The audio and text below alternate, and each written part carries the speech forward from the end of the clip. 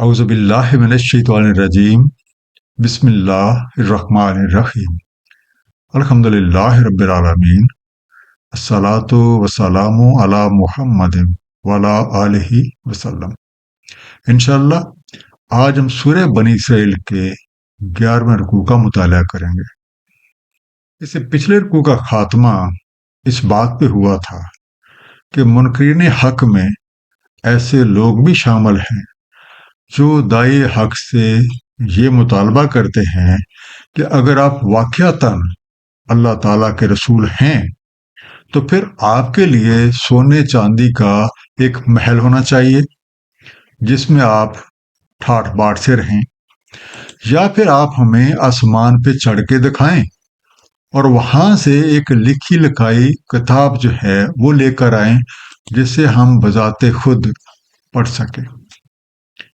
ایسے لوگوں سے کہہ دیا جائے کہ اللہ تعالیٰ کو تمہارے ایمان لانے کی خاطر ایسے کام کرنے کی کوئی ضرورت نہیں۔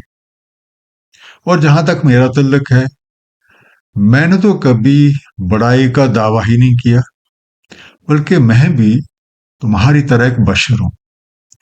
فرق صرف یہ ہے کہ مجھ پہ اللہ تعالیٰ کی طرف سے وحی آتی ہے اور میں اسی وحی کو تمہارے تک پہنچا دیتا ہوں۔ جو لوگ ظاہر کو ہی سب کچھ سمجھتے ہیں وہ رب کریم کی نشانیوں پہ غور و فکر نہیں کرتے، اس لیے حقیقت کو جاننے سے قاصر رہتے ہیں۔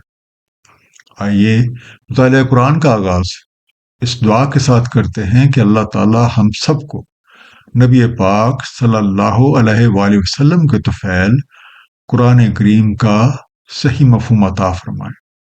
سورہ بنی اسرائیل رکوع نمبر 11، جو کہ آیات 94 سے 100 تک ہے۔ بسم اللہ الرحمن الرحیم۔ وما منع الناس ان یؤمنوا اذ جاءہم الہدی، اور نہیں مانے ہوا لوگوں کو کہ ایمان لے آتے جب آ گئی ان کے پاس ہدایت، الا ان قالوا ابعث اللہ بشرا رسولا، مگر یہ کہ انہوں نے کہا کیا مبعوث فرمایا ہے اللہ تعالیٰ نے ایک بشر کو رسول۔ انڈرلائن لفظ ہے منع، جس کا مادہ ہے منع، میم نون عین، منع کیا، کام سے روکا ہوا یا کوئی ایسی رکاوٹ ڈال کے حاصل مقصود سے روک دیا گیا، پریونٹڈ۔ اب لوگوں کے پاس جب بھی پیغام حق پہنچتا ہے، ہدایت کی بات پہنچتی ہے، تو ان کے ایمان لانے میں سب سے بڑی رکاوٹ یہ بن جاتی ہے کہ اللہ تعالیٰ نے ایک بشر کے ذریعے سے اپنا پیغام بھیجا ہے، کیونکہ ان کی سوچ کے مطابق پیغمبر عام آدمیوں سے ہٹ کے کوئی الگ سی مخلوق ہونی چاہیے، جیسا کہ سورہ فرقان آیت نمبر 7 میں ارشاد ہے۔ اور یہ کہتے ہیں یہ کیسے ہو سکتا ہے رسول، یہ تو کھاتا ہے کھانا اور چلتا پھرتا ہے بازاروں میں، کیوں نہیں نازل ہوا اس کی طرف کوئی فرشتہ، سو ہو جاتا اس کے ساتھ تنبیہ کرنے والا۔ اور جب یہ لوگ اس پیغمبر کو اپنی سوچ کے موافق نہیں دیکھتے تو بجائے اس کے کہ پیغام حق پہ غور کریں، وہ پیغام لانے والے کی شخصیت کو ہی موضوع باعث بنا لیتے ہیں اور طرح طرح کے سوالات اٹھاتے ہیں، اور وہ یہ بھول ہی جاتے ہیں کہ رسول اسی قوم اور اسی معاشرے سے ہی اٹھائے جاتے ہیں اور وہ انہی کی زبان میں پیغام حق پہنچاتے ہیں، جیسے کہ سورہ ابراہیم آیت نمبر 4 میں ارشاد ہے، نہیں بھیجا ہم نے کوئی رسول مگر بولتا زبان اپنی قوم کی، تاکہ کھول بیان کرے ان کے لیے۔ تو بھٹکنے دیتا ہے اللہ تعالیٰ جو کوئی چاہتا ہے، اور ہدایت فرماتا ہے اس کو جو کوئی چاہتا ہے، اور وہی عزت والا حکمت والا ہے۔ قُل لَوْ كَانَ فِي الْأَرْضِ مَلَائِكَةٌ يَمْشُونَ مُطْمَئِنِّينَ، کہتے ہیں اگر ہوتے زمین میں ملائکہ چلتے پھرتے اطمینان سے لنزلنا علیہم من السماء ملک الرسولا، ہم ضرور نازل فرماتے ہیں پہ آسمان سے ایک فرشتہ بطور رسول.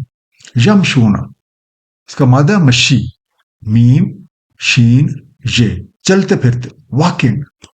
اب اس طرح کے سوال کرنے والوں کے لیے جواب یہ ہے کہ قانون خداوندی کے مطابق جس طرح کی مخلوق کسی زمین پہ بستی ہے اسی کی طرح کا رسول بھیجا جاتا ہے. ظاہر ہے اگر زمین پہ فرشتے بستے ہوں گے تو ان کی طرف کسی فرشتے کو ہی رسول بنا کے بھیجا جائے گا، اور اگر اس پہ انسان بستے ہیں پھر ان کی طرف کسی انسان کو ہی بھیجا جائے گا، کیونکہ رسول قانون ربی کے مطابق اسی قوم میں سے ہوتے ہیں. سورہ اعراف آیت نمبر 35 میں ارشاد ہے، اے بنی آدم اگر آئیں تمہارے پاس تم ہی میں سے رسول جو پڑھ سنائے تمہیں میری نشانیاں، تو جو کوئی تقوی کرے اور اصلاح کر لے تو نہ کوئی خوف اس پہ اور نہ کوئی غم. اصل بات رسولوں کے ذریعے بھیجے گئے پیغام پہ عمل کرنا ہے. کفا باللہ شاہدم بینی و بینکم، کہہ دیں کافی ہے اللہ تعالیٰ شاہد میرے اور تمہارے مابین. ان اوکانا بے عبادی خبیرم بصیرا، بے شک وہ اپنے بندوں سے باخبر دیکھنے والا ہے. شہیدہ، اس کا مادہ ہے شاہد، شین ہے دال، بطور شاہد گواہ، ایز اے وٹنس. اے دائی حق، ان لوگوں سے کہہ دیں تمہیں روح، وحی اور رسالت کے متعلق باتیں کھول کر بتا دی گئی ہیں. اس کے باوجود بھی اگر تم وحی علیہ یعنی قرآن کریم اور صاحب قرآن نبی پاک صلی اللہ علیہ وسلم پہ ایمان نہیں لاتے تو میرا تم پہ کوئی زور نہیں. ہمارے بیچ اللہ تعالیٰ بطور گواہ کافی ہے کہ میں نے اللہ کا پیغام تمہارے تک منوان پہنچا دیا ہے. اسے قبول کرنا یا قبول نہ کرنا تمہاری اپنی ثواب دید ہے، اور اسی کے مطابق تمہیں سزا یا جزا ہوگی. اللہ تعالیٰ اپنے تمام بندوں کے اعمال سے باخبر ہیں اور ان پہ نگاہ رکھے ہوئے ہیں.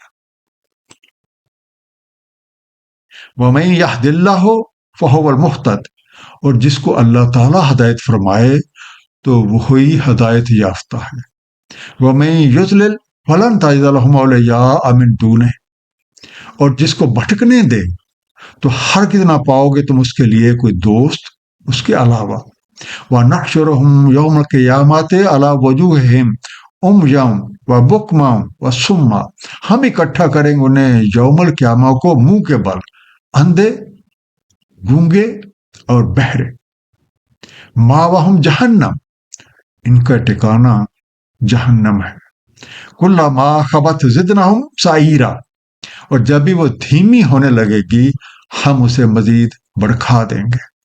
تو پہلا انڈر لائن لفظ ہے ماواہم، اس کا روٹ ہے اوی، الف واو یہ، اعمال کے مطابق ٹھکانا، دیر ابوٹ. خبت، اس کا روٹ ورڈ ہے خبو، ہے بے وہ، کسی چیز کی تندی و تیزی کا دھیما ہو جانا یا کسی شعلے کا بجھنے لگنا. اٹ سبسائڈز. ہمیں یہ حقیقت پیش نظر رکھنی ہے کہ صحیح راستے پہ صرف وہی ہے جس سے اللہ تعالیٰ نے ہدایت بخشی، اور جو کوئی بھی اس راستے کو چھوڑ کر کسی اور راہ کو اختیار کرتا ہے تو اس کی کوئی بھی مدد نہیں کر سکتا سوائے اللہ تعالیٰ کے جس کے ہاتھ میں ہدایت ہے.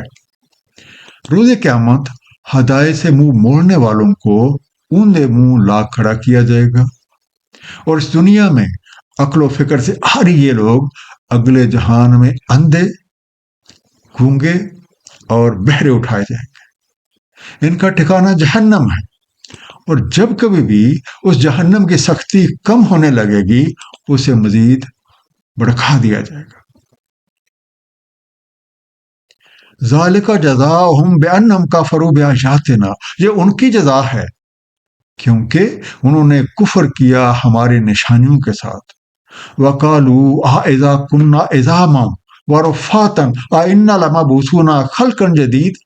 اور انہوں نے کہا کیا جب ہم ہوگے ہڈیاں اور چورا چورا ہم اٹھا کھڑے کیے جائیں گے جدید تخلیق ہو کر. جدیدن جدت سے بنا جیم دال دال کسی چیز کے بنیادی خاص کو برقرار رکھتے ہوئے اسے اثر نو ترتیب دینا. نیو. ان لوگوں کو سخت سزا اور تکلیفوں میں ڈالنے کی وجہ یہ ہے کہ انہوں نے اللہ تعالیٰ کی نشانیوں سے کفر کیا، رسولوں کی بات کو جھٹلایا اور اس حقیقت کا انکار کیا کہ انہیں مرنے کے بعد دوبارہ خلق جدید کر کے اٹھا کھڑا کیا جائے گا تاکہ وہ اپنے اعمال کی جزا پائیں. اسی حقیقت کا اظہار سورہ بنی اسرائیل کی آیت نمبر 49 میں بھی ہوا. اور وہ کہتے ہیں کیا جب ہم ہو جائیں گے ہڈیاں اور چورا چورا کیا ہم اٹھا کھڑے کیے جائیں گے جدید تخلیق ہو کر. خلق جدید وہ حقیقت ہے جس کا کما حق جاننا ہم سب پہ لازم ہے. اولم یروا ان اللہ الذی خلق السماوات والارض. کیا وہ نہیں دیکھتے کہ اللہ تعالیٰ جس نے خلق فرمایا ہے آسمانوں اور زمین کو، قادر علی ان یخلق مثلہم، قادر ہے اس پہ کہ خلق فرما دے انہی کی مثل. وجعل لهم اجلا لا ریب فیہ، اور ٹھہرا رکھی ہے ان کے لیے ایک اجل، نہیں کو بدگمانی اس میں. فَأَبَى الظَّالِمُونَ إِلَّا كُفُورًا، بس نہیں رہتے ظالم بن ناشکری کیے. ریب رے یہ بے سے بنا کوئی ایسی چیز جو ذہن میں بدگمانی، خلجان، بے چینی اور عدم یقینی کا باعث بن جائے. ڈسکوائٹ. اس آیت میں خلق جدید سے انکار کرنے والوں کی توجہ اس طرف دلائی جا رہی ہے کہ خلق جدید سے انکار کرنے والے کیا اس بات پہ غور نہیں کرتے کہ جو خالق اس تمام کائنات کو عدم سے وجود میں لے آیا اس کے لیے یہ کیا مشکل ہے کہ وہ انہیں مرنے کے بعد انہی کی مثل دوبارہ تخلیق کر دے. اور اسی مقصد کے لیے اس نے زندگی کی ایک مدت مقرر کر دی ہے، اور اس مدت کے بعد زندگی کے اگلے مرحلے میں کسی کو کوئی شک و شبہ نہیں ہونا چاہیے. جس طرح زندگی قدریں یہاں ہیں اسی طرح اس سے اگلے مرحلے میں بھی ہیں. اچھے اعمال کا صلہ آسانیوں کی صورت میں اور برے اعمال کا صلہ تکلیفوں کی صورت میں سامنے آتا ہے. اور وہ لوگ جو قرآن کریم جیسی نعمتیں بے بہا پہ غور و فکر نہ کرنے اور اس پہ نبی پاک صلی اللہ علیہ وسلم کی سنت مبارکہ کے مطابق عمل نہیں کرتے، وہ دراصل اس نعمت کی ناشکری کر رہے ہیں. قل لو انتم تملکون خزائن رحمت ربی، کہہ دیں اگر تم مالک ہوتے میرے رب کی رحمت کے خزانوں کے، اذا لا امسکتم خشیۃ الانفاق، تب بھی تم انہیں روک رکھتے خرچ ہو جانے کے خدشے سے. وَكَانَ الْإِنسَانُ قَتُورًا، اور انسان تو ہے ہی تنگ دل.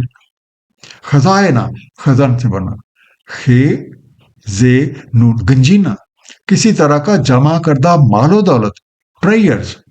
لا امسکتم مسک سے بنا، میم سین کا، تم ضرور روکے رکھتے.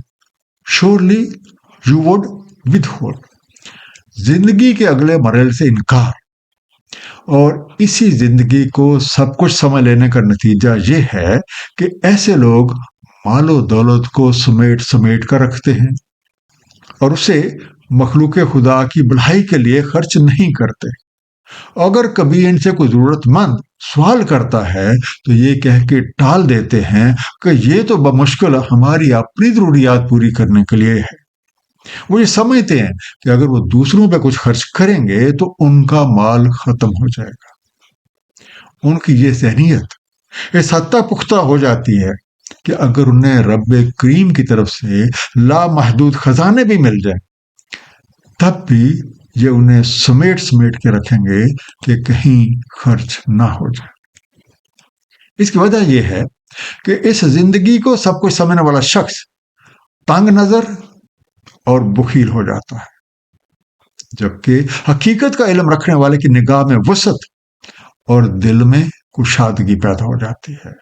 وہ اللہ تعالیٰ کے دیے کو کھلے ہاتھوں خرچ کرتا ہے، کیونکہ اس کے پیش نظر صرف اور صرف اللہ تعالیٰ اور اس کا حبیب نبی پاک صلی اللہ علیہ وآلہ وسلم کی خوشنودی ہوتی ہے۔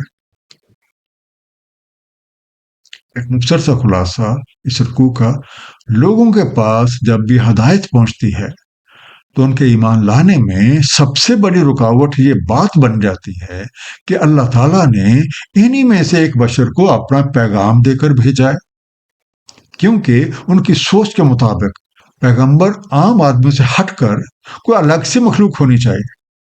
قانون خداوندی کے مطابق جیسی مخلوق کسی زمین پر آباد ہو اسی کے مناسبت سے رسول بھیجا جاتا ہے۔ رسولوں کے ذمے پیغام حق کو پہنچا دینا ہے۔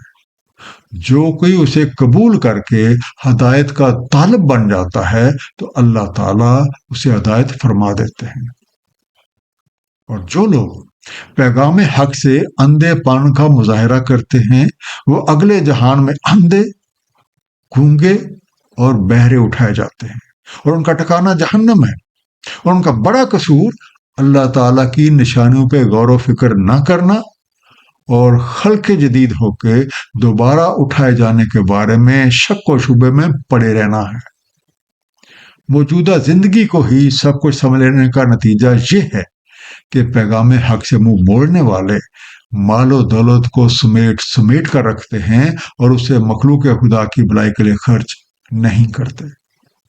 اللہ تعالیٰ ہم سب کو قرآن کریم کو صحیح طور پہ سمجھنے اور اس پہ نبی پاک صلی اللہ علیہ وآلہ وسلم کی سنت مبارکہ کے مطابق عمل کرنے کی توفیق عنایت فرمائے۔ صدق اللہ العلی العظیم، صلی اللہ تعالی علی حبیبہ محمد وآلہ وسلم۔